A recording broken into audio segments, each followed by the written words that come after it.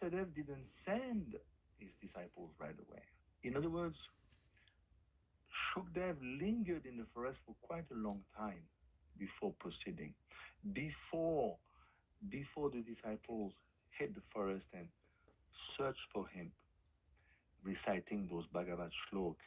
And there's a few verses, one from Udhav, Ahobakiyam, Stanakalakutam, Jigam Shayapya Sadvi. This is one shlok. Another shlok from Bish was recited. Then the separation occurred at that time. One Shukdev came back, an Amsh, and the real Shukdev proceeded. So when he was monist from his last birth, see, just like the four Kumaras are, they are the stereotype of Brahmagyani, Brahmavidya. When did they shift over? Remember, third canto, when on the threshold of Vikunt, they were stopped by the Jai Vijay, then they smelled the aromas of the tulsi leaves on the Lord's feet. That's the time they converted. So much so they became later Sanspataka Acharya of the Nimbak Sampradaya. So the same with Shukdev. Shukdev was a monist. If you read 1711, it appears, Prabhupada himself, not me, it appears that Srila Shukdev Goswami also had no liking for the devotees. But since himself became a saturated devotee, see, they are already pure. There's no question of getting purified like us, apana shodite, anartha nivritti. No, they are already realized.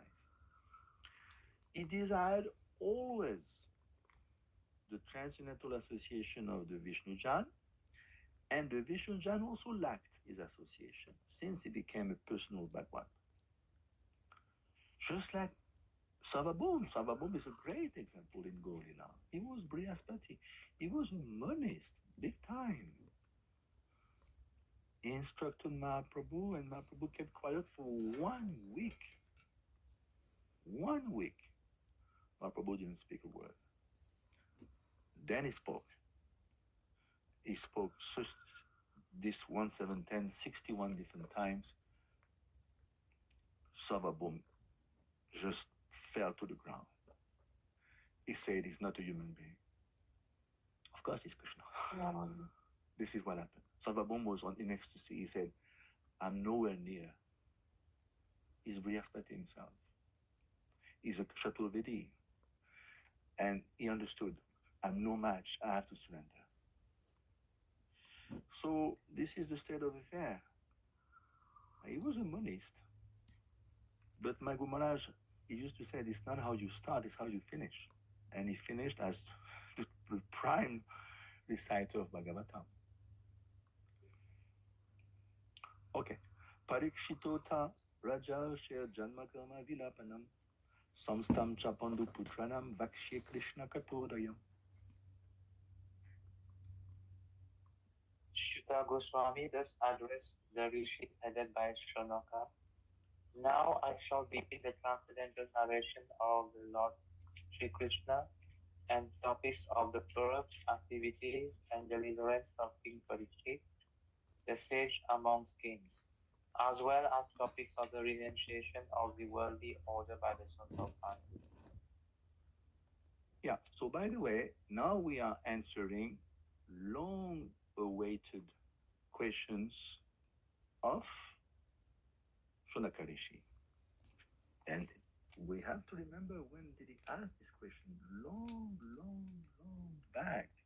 If you look 149.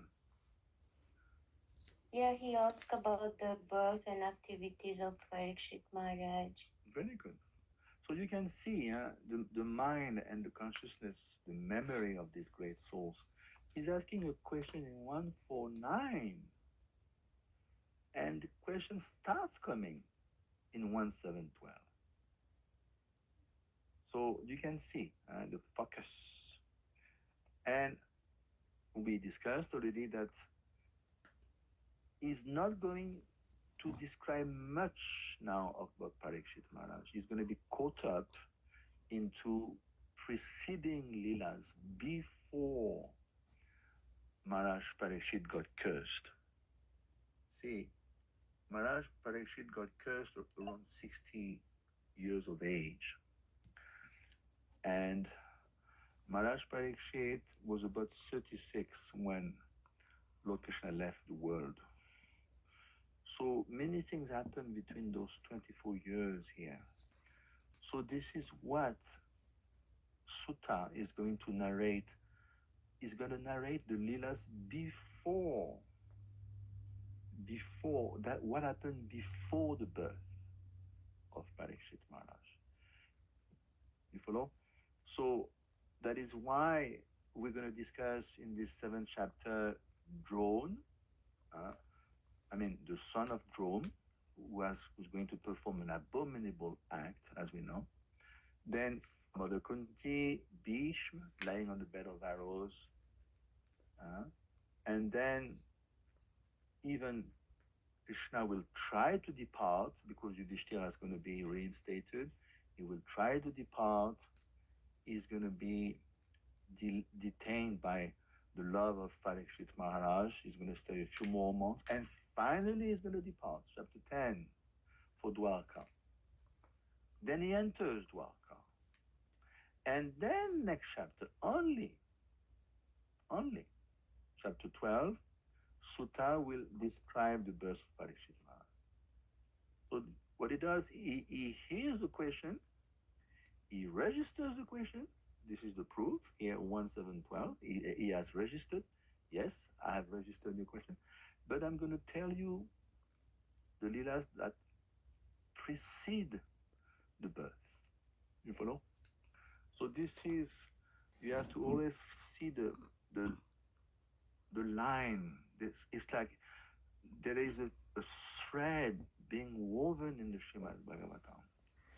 It doesn't appear so easily. That thread you have to follow all the time, from one canto, from one chapter to the other. It's only one thread, one book, not 12 books, one book. So